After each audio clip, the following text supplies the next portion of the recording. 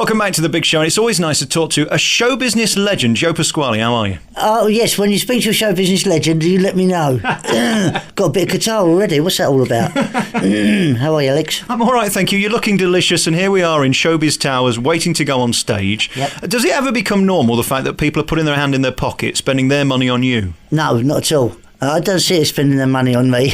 I see it spending money on themselves. See, if it was me, they come up and give me the money, but they don't, unfortunately. They go and give it to somebody else at the box office, and then they go and then give some to the theatre, then some that goes to the agent, then some that goes to the credit card company, and then some that goes to the tax man, and I'm left with enough to buy a packet of wine gums. No, I'm not. I'm left with a bit more than that. I'm going to have to get some licorice as well.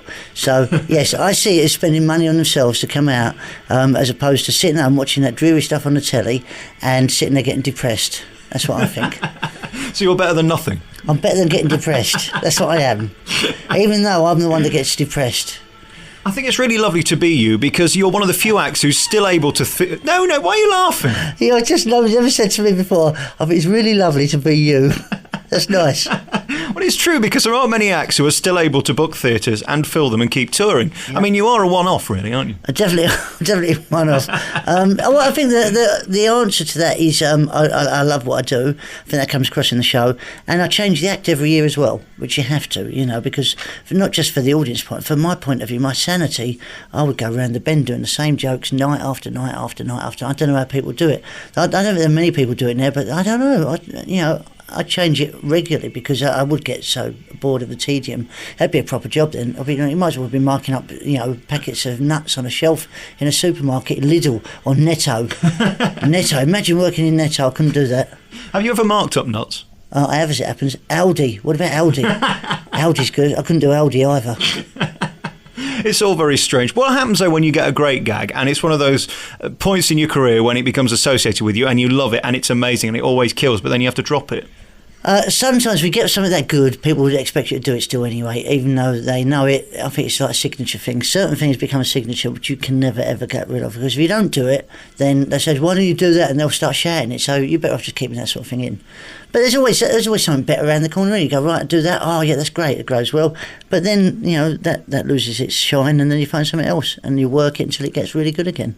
What's nice about your show is it's not just comedy, because, you do get boring telling jokes, but you kind of break it in with a bit of magic and a bit of singing from time to time. And I think that's the reason people keep coming back, that it is a variety show, really, and just you. Yeah, it is. It's a bit of everything. A bit of singing, a bit of dancing, a bit of magic, a bit of painting, a bit of Reynard. And basically it is 2.5 hours, because it's normally a support act on.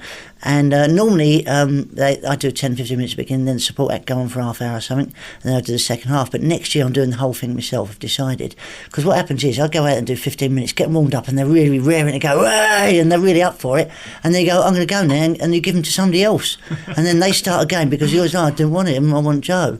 So I decided that I hate leaving them after I've warmed them up for 15 minutes and I've got to go. A bit like Ken Dodd. Do you remember that thing we did? I did a thing last year, Ken Dodd's birthday, at the 80th birthday, and he said, I'm just going to do 7 minutes before I put you on, Joe. Did the 7 minutes and he was enjoying himself so much. 25 minutes later, I'm going to ring, Ken, I'm on in a minute, I'm supposed to be on in High Wycombe, get off. And he forgot all about me. So I'm going to do a Ken Dodd next year. I don't blame you. Also, there's a credit crunch on. Keep the money for yourself. Well, there is that. I'll be able to buy 2 packets of wine gums and 2 pieces of licorice now. You mentioned that thing with Ken Dodd. It's always nice to be invited on another comedian's bill, because it means that A, they must like you, and B, you're not going to ruin it. It's nice to be in a point of your career where you get to do different stuff. Yeah, and what was really nice was, as far as I'm concerned anyway, Ken Dodd is a genius. He's one of the living legends of the business. There aren't many like Ken about anymore. Unfortunately, people like Tommy Cooper and Bob Monkhouse have gone. There's still a few left, but there aren't many left that are working now. Eric Sykes, I love Eric Sykes. I've met him a few times and he's a genius as well. Unfortunately, Eric's not really working, doing the stuff anymore. But to be asked on to go onto Ken's show, and by Ken, and he actually changed the time of the show so he could accommodate me doing it, even though when he did change the time, it didn't make any difference to him. He still went on and did half hour. But he was adamant that he said, the show's not going on if Joe's not doing it, so But I go a long way back with Ken, because he was on my New Faces Heat that I'd done. He gave me a lot of advice, and he changed all my act at the rehearsal. He said, if you change this, take that out there, don't do that gag, put this one instead, move that to there, move that to there, don't get rid of the rabbit like that, throw the rabbit down your trousers, shake it out the bottom of your leg, do all of this and you'll win, son, trust me. So I said, all right, and I did exactly what he said and I won. So we do go back a long way, and he's a great ambassador for the business, I think.